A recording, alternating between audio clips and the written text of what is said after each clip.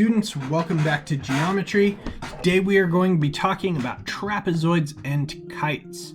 So trapezoids and kites are going to be a little bit different because they are quadrilaterals. However, these are the first shapes that we are talking about that are not parallelograms.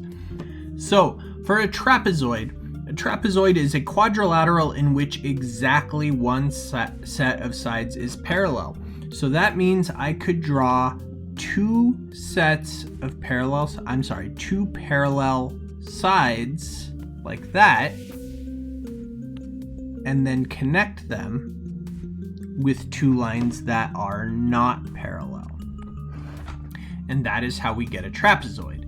Now, I always start off with this example, and it makes people uncomfortable because this is not the trapezoid that you are used to looking at. So, the one that we're used to looking at is a trapezoid that looks like this. Two sets of parallel sides like that. So the difference is this is a trapezoid, and this one, let me mark the parallel lines in there. This one has congruent sides on the opposite side, and these are called legs, the pieces on the side. So this is a leg, and this is a leg, and this is a leg, and this is a leg. And the pieces that are not legs, we would call those bases.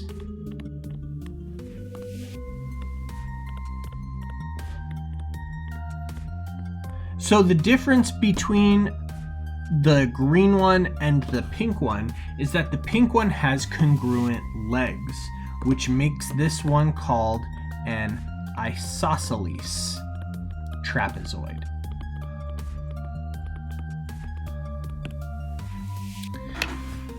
Now, an isosceles trapezoid comes with a few additional theorems. So, for example, the base angles, so that would be this angle here and this angle here. The base angles in an isosceles trapezoid are congruent, and that also goes for the other bases.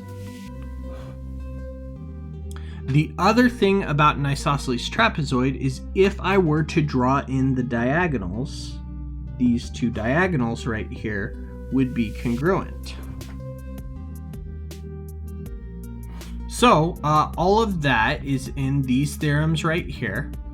So we have the isosceles trapezoid base angles theorem. Just means that if the trapezoid is isosceles, then the trapezoid is, if the trapezoid is isosceles, then the base angles are congruent. The converse of the isosceles trapezoid base angles theorem is that if the base angles are congruent, then the trapezoid must be isosceles. Now, the isosceles trapezoid diagonals theorem states that if it's an isosceles trapezoid, then the diagonals must be congruent. Now, notice it says if and only if, so that means that the converse to this also applies. If the diagonals are congruent, then the trapezoid must be an isosceles trapezoid. So, let's see how that works. In exercises 2 and 3, use trapezoid EFGH. So in the directions right here, it's telling us it is a trapezoid. We can see here that it does have two parallel sides. If EG is equal to FH, is trapezoid EFGH isosceles? So EG is from here to here, while FH is from here to here. So that means that the diagonals are congruent. And as we just discussed, if the diagonals are congruent, then the trapezoid must be isosceles because of the isosceles trapezoid diagonals theorem. If the measure of angle HEF is 70, let's go ahead and label that. If the measurement of angle HEF is 70, that's this one right here, and measure of FGH is 110. FGH, I'm gonna switch colors, is 110. Is trapezoid EFGH isosceles? Explain. Well, in order to do that, we're going to have to use the fact that the bases are parallel. So I'm just going to draw two parallel lines, and then I'm going to draw EH in here. If this is 70 degrees, that means these are right here and right here. Those are consecutive interior angles, which means they must be supplementary. This one has to be 110 degrees. By the same idea, if this is 110 degrees and they are consecutive interior angles, that means this one must be 70. So what I'm seeing here is that the base angles are congruent, and if the base angles are congruent, then it must be an isosceles trapezoid. So the trapezoid midsegment theorem, it sounds like a lot, but it's actually not a big deal. Basically, I've got base number 1 up here and base number 2 down here. Now, on the legs, if I take the midpoint of one leg and connect it to the midpoint of another leg, I get something called the midsegment. And the midsegment is always going to be the average of the two bases.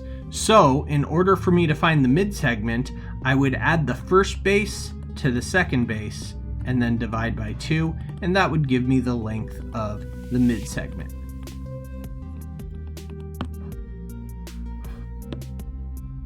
So in this case, if I wanted to solve for the length of the midsegment here, first of all, establish that it is the midsegment. So I see that PM is congruent to MS, so this is a midpoint.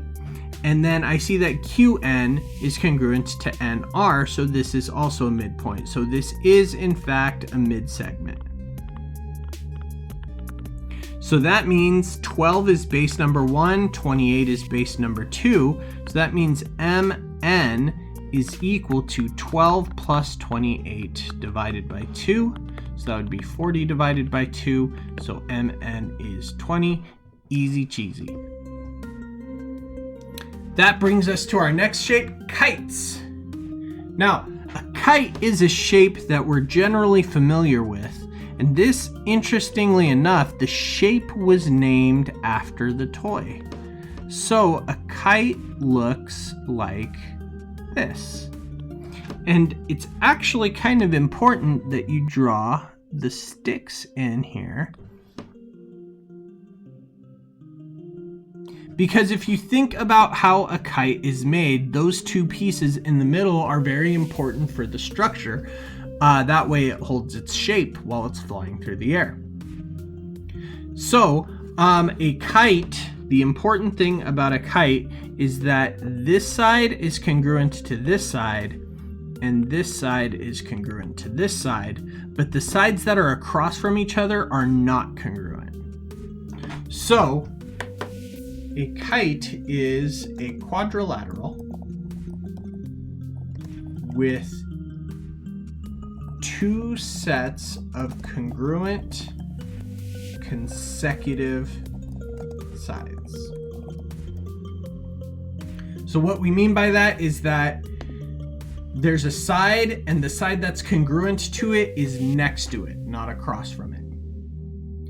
Now, just like when we build a kite, the intersection of the two diagonals is really important. So, the diagonals right here have to be perpendicular in order for this to be a kite.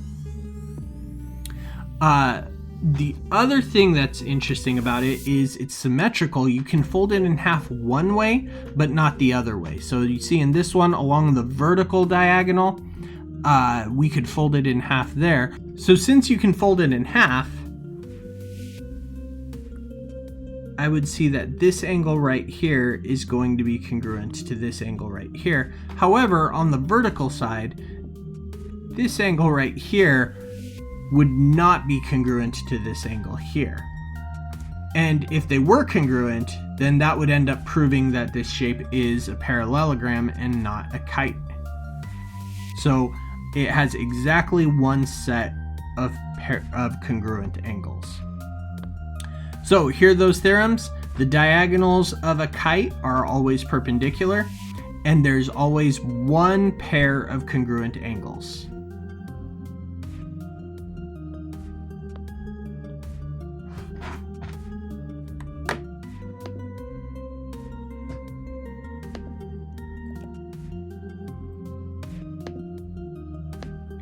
So, real quick example. If I'm looking at this kite, I'm trying to solve for x. So the first thing that I know is that there's exactly one set of congruent angles. So that set of congruent angles is always in between the two sides that are not congruent. So here are the two congruent sides here, and then the two congruent sides here. So that means 90 and x are not congruent, which means this 100 is also going to be 100 here.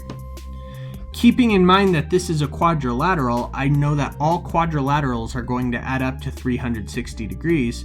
So x plus 100 plus 100 plus 90 is equal to 360. Simplifying, I would get x plus 290 equals 360, and subtracting 290 from both sides, I would get x is equal to 70, and we're done.